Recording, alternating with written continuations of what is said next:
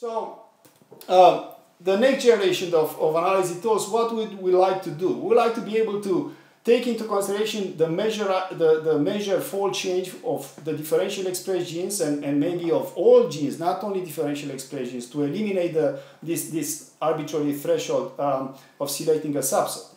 You would like to still take the probability of observing a subset of the input genes in a given pathway, but you also want to take into consideration the topology, the position of each differentially expressed gene on the pathway, the connections downstream, the overall topology, the type of genes, the amount of trust that you have in a given gene or a given measurement, the type of interactions, and so on. Okay? So the goal here is still to produce a rank and a control probability of type 1 error. So we want a p-value and a significance threshold that goes with it.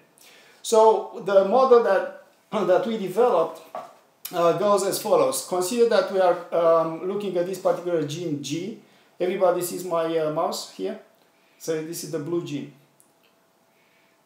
Yes, you can see. Okay, so we calculate a perturbation factor for this gene, and this perturbation factor has two components. One is the measured expression change for this particular gene, weighted by an alpha factor that allows you to capture various types of genes and so on.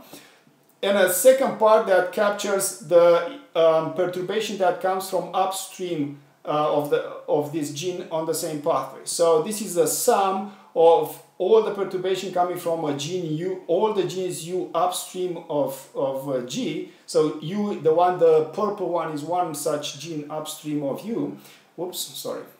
And this perturbation of U in the formula is divided by the number of downstream genes. So for instance, if you have a gene product U here that goes in 3 different places, the intuition here is that what reaches G is only 1/3 of what is produced, because it does go to 3 different places. So that's why it's divided by the number of downstream genes. And this is weighted by a beta UG, which captures the efficiency with which perturbation at the U level goes to G through that link. So this beta is going to be positive for activations and so on, and negative for repression and so on, right?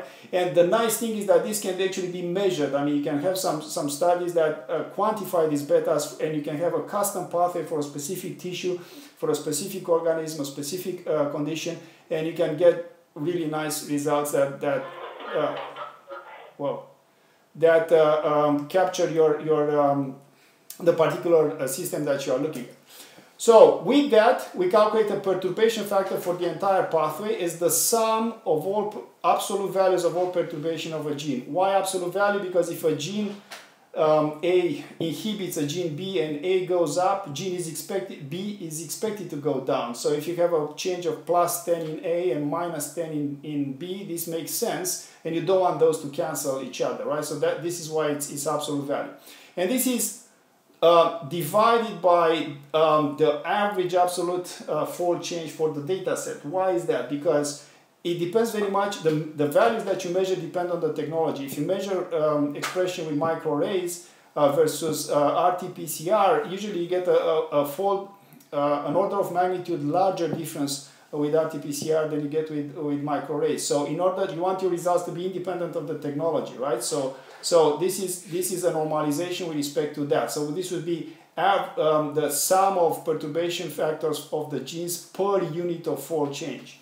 And this is the number of differentially expressed genes on the pathway.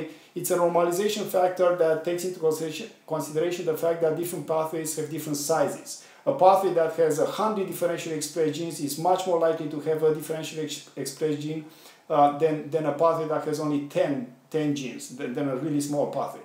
So this is kind of average perturbation per differentially expressed gene per pathway, right? So these are normalized with respect to the size of the pathway and the size of the technology.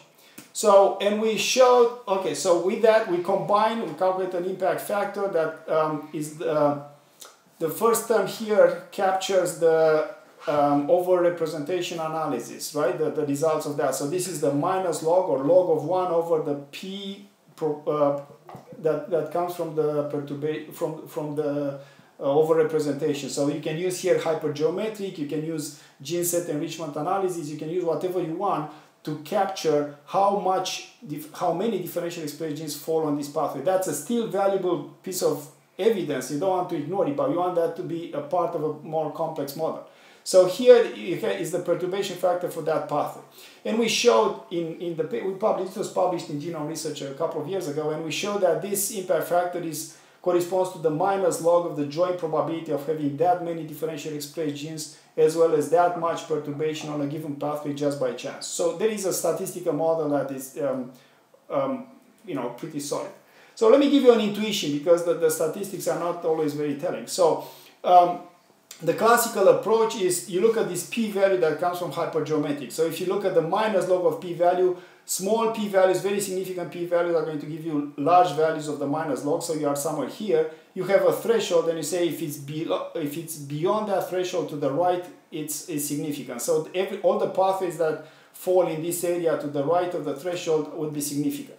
What we are doing here, we are introducing a new type of evidence, which has to do with the perturbation, the amount of perturbation on the pathway, which is independent of the number of differentially expressed genes on the pathway, so it's orthogonal.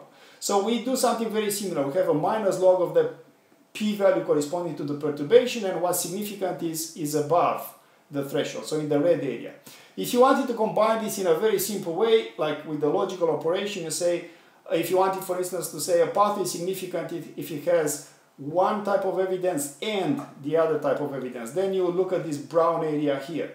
You could say a pathway is significant if it has either a overrepresentation significance or perturbation significance. In this case, you'll be anywhere in the colored rectangles. What the mathematical model that we developed does is something different. We have this comes from the equations. It's not made up. So the model cuts with the threshold that is equivalent to this line. So to the right, so upper right, it's significant. To the bottom left is not significant. And you see it does something very nice. These pathways in this area, bright green, are not significant according to this thing.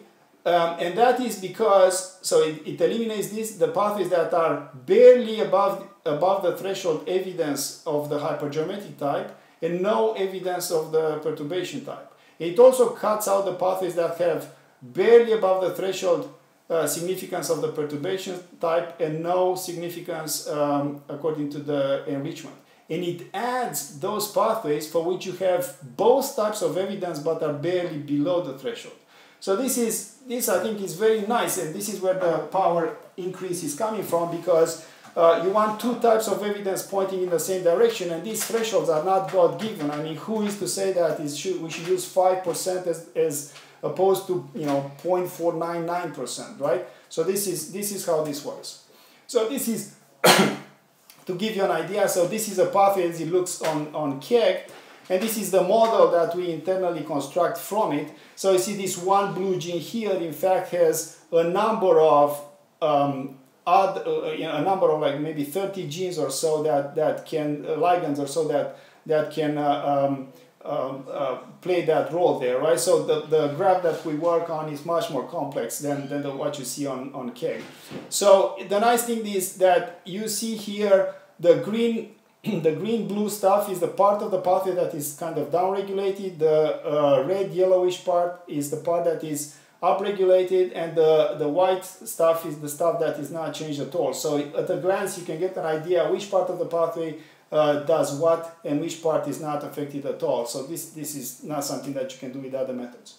So this kind of addresses the existing limitations because it considers all differentially expressed genes, their type, their position, the amount of expression change, the links, the topology of the pathways, what is connected with what kind of interactions, and so on and so forth. And the model has the ability to capture and allow you to play with different types of genes, different type of connections, and so on. You can build custom models for specific tissues or conditions and so on. Let me show you some data. I'm going to show you some data. This is part of the paper that we published in Genome Research. And then I'm going to show you a new data set somebody, I think from your group, suggested a head-to-head comparison with the ingenuity pathway analysis. So I took a public data set. I'm going to show you side-by-side ingenuity and our pathway guide. So this is a data set, lung adenocarcinoma, 97 genes identified as good markers for survival. This was published in, I think, Nature in 2002 or so. So if you do Go enrichment, this is very nice. I mean, we developed the first methods there, but this is not telling you what to do. If you were to try to design a drug for it, you would not be, this Go analysis would not be very helpful. Okay, so here is to the left, you see the results of the hypergeometric analysis. And to the right, you see the results of the gene set enrichment analysis. The hypergeometric is the classical poster child of the enrichment approach. The gene set enrichment analysis is the classical poster child of the functional analysis, right? So you see what you look for, you look at this FDR corrected, so correction for multiple comparison with FDR corrected p-values in this column. And you see, number one, you look for something that is significant. Nothing is significant whatsoever. Neither hypergeometric nor gene set enrichment analysis give corrected p-values lower than any reasonable significance threshold, like 5% or 1% or even 10%. So nothing is significant. When you say, okay, maybe I don't have enough samples or something, I don't have enough statistical power, but if you give me the right order, if you put it on top what's important, then this is still kind of useful. But if you look at it, that doesn't happen either. So cell cycle is correct. I mean, this is cancer, right? So its cell cycle is going to be disrupted in most cancers or all cancers, but it's not telling you anything about this particular type of cancer, right? So, and then if you look at hypergeometric, 2 out of the top 3 are completely not related. One is prion disease, the other one is Parkinson's disease. These are diseases of the central nervous system, not related to lung adenocarcinoma. The same thing in gene set analysis. The second most significant is Huntington disease. Okay, so the question is why? Well, here is a possible explanation. This is prion disease as it looked at that time, and you have one gene which is part of a complex which is really changing somewhere else for other reasons, but appears on this pathway too. So just because this appears on this pathway, this is why, because it's a very small pathway, this is why this is the top, it's 15%, is not significant, but that's still the most significant p-value, the lowest p-value that you have, right? Let's compare this with what you get with the new approach that I just described. So now you have p-values that are significant. At 5%, at 1% you have cell cycle, at 5% you have cell cycle and focal adhesion, and at 10% you have the top 3. Cell cycle, again, it's related to cancer, but it's not very informative about this particular type of cancer, but focal adhesion and Wnt signaling are. And these particular people in molecular cancer research in 2005, they have shown that overexpression of CRK in epithelial cell culture promotes cell dispersal and invasion, and that all happens on the focal adhesion. And these other people in Cancer Letters in 2005 found 3 independent mechanisms for the activation of the Wnt signaling in this particular type of adenocarcinoma. So it seems to be like we were right spot on. This is what the focal adhesion is, and those are the genes that are differentially expressed. And you see what happens. Even though hypergeometric analysis doesn't say this is significant, you have a situation in which you have 2 entry points in a pathway and both entry points are affected. So it's very clear to any human being, say this pathway must be affected because I have 2 entry points and both of them are impacted, so this pathway should be impacted. But the hypergeometric, if you just look at the number, if you just ignore the topology, then doesn't come out. And also gene set enrichment analysis was not able to find this out.